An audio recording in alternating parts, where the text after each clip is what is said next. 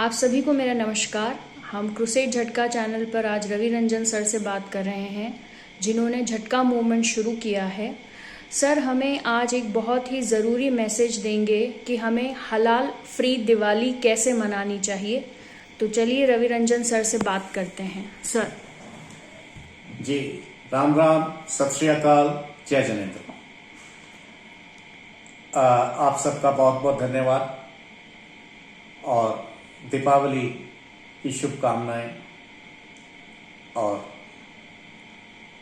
उसके साथ ही अभी त्योहारों की लड़ी शुरू हो रही है। भैया दूज, विश्वकर्मा दिवस और फिर आगे कुछ ऐसे त्यौहार हैं जो छठ पूजा, और फिर कुछ ऐसे त्यौहार जो हमने बाहर से अडॉप्ट कर लिया, मगर हम उसे त्यौहार की तरह ही मनाते हैं। और खर्चा, खाना पीना जैसे हमारा ही त्यौहार। अर्थ यह है कि हमारा अर्थ लगता है इन दिनों बहुत। अब हमको ये समझना है कि ये अर्थ कहाँ लगता है, जो हम खर्च रहे हैं वो कहाँ जाता है। मैं कई वर्षों से ये निवेदन कर रहा हूँ कि आप अपने पैसे का सदुपयोग करें। सदुपयोग नहीं करते तो कम से कम दुरुपयोग ऐसा ना होने दें कि वो आपके विरोध में आ जाए।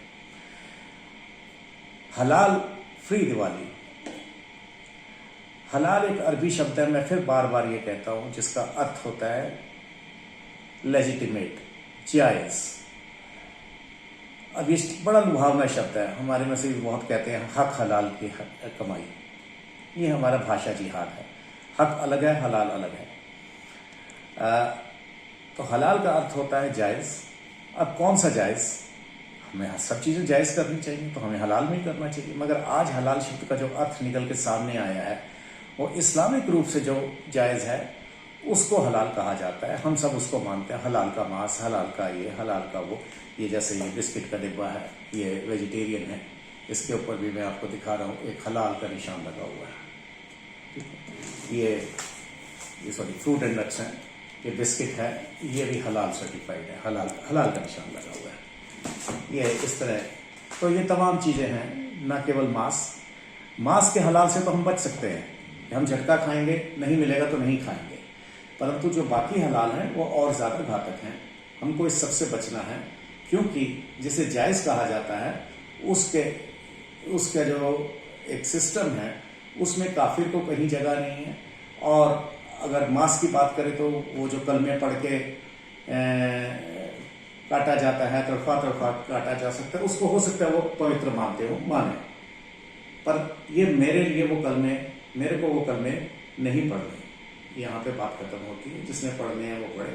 और दूसरी बात, उसमें क्योंकि किसी काफिर को, गैर मुसलमान को कोई रोजगार नहीं मिलता, इसलिए ये एक जो बहुत बड़ी इकोनॉमी है, हलाल इकोनॉमी, जिसे मैं हलालोनॉमिक्स कहता हूँ, वो खड़ी हो चुकी है। और वो हमारे सिस्टम को, हमारे आने वाले फ्यूचर को, हमारे भविष्य को खत्म कर रही है। हलाल यदि मुसलमान अपने लिए करता है, वो केवल मुसलमान ही नमाज पढ़ेगा, नमाजी मुसलमान ही काटेगा नमाजी, और खुद ही वो खरीदेगा, तो ठीक है बात। मगर वो बेच हम सबको रहा है, इसका मतलब पैसा तो हमारा जा रहा है मगर रोजगार हमें नहीं मिल रहा। तो ये बहुत लंबी है। आप मेरी वीडियोस देखिए, कई साल से मैं अनुरोध करता आया हूँ। अब भी मेरी सबसे, विशेष तौर से युवाओं से, माताओं से, बहनों से ये अपील है कि कृपया ये देख लें कि ये कहीं आपके लिए खतरे की घंटी तो नहीं है। ये इस पे भी देख रहे हैं, इसमें ये एक निशान लगा हुआ है। इस तरह के छोटे छोटे निशान हैं, हमें वो देखने चाहिए। और हमको किसी के विरोध में नहीं जाना। कोई लाठी, कोई बंदूक, कोई तलवार की जरूरत नहीं है। जो लेते हैं वो लें। हालांकि हमारा उस पर भी एक विषय है कि तरफा के लेने से बहुत नुकसान होते हैं, जो लेता है उसको भी और जो नहीं लेता उसको भी। पर हम इसको नहीं छेड़ रहे, हम अपनी बात कर रहे हैं। हमारे ऊपर हलाल ना थोपा जाए। और आपसे अपील है कि आप कृपा करके देख के ले, जिसको लेना है वो ले। अगर आपके मजहब के हिसाब से, आपके धर्म के हिसाब से, धर्म के हिसाब से वो जायज नहीं है तो उसको ना लें। जहां तक, क्योंकि मैं सिख पंथ से आता हूं, हमारे यहाँ 4 बजरपुर रहते हैं, जिसमें से एक है कि आपको हलाल मांस का सेवन नहीं करना।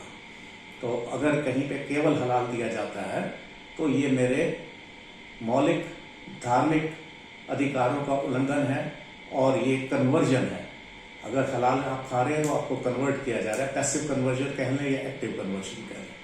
बस ये मेरी अपील है कि इस हलाल पे सब युवा, सब खरीदार, सब महिलाएं कृपा करके ये देखें कि वो कोई ऐसा प्रोडक्ट तो नहीं खरीद रहे। ये देख लीजिए, इस तरह के 50 निशान हैं।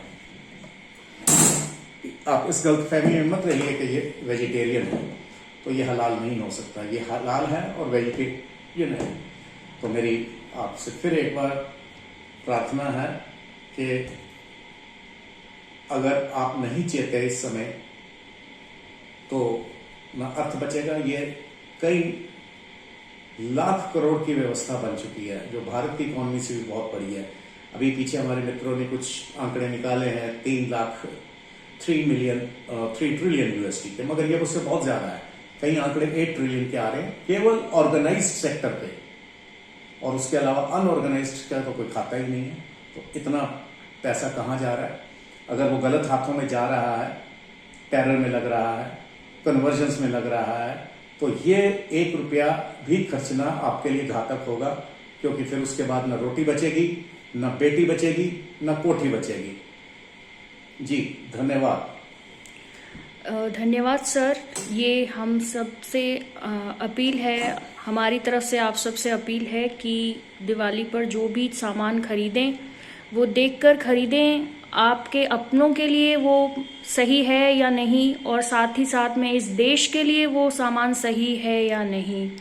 सो ये ध्यान रखें कि किसी भी चीज़ पर जो आप गिफ्ट्स लेते हैं या कोई भी सामान दिवाली पे खरीदते हैं उसके पीछे हलाल सर्टिफिकेशन है या नहीं। अगर उस पर इस तरह का कोई भी निशान आपको दिखता है तो उस सामान को ना खरीदें और दूसरों को भी खरीदने से रोकें।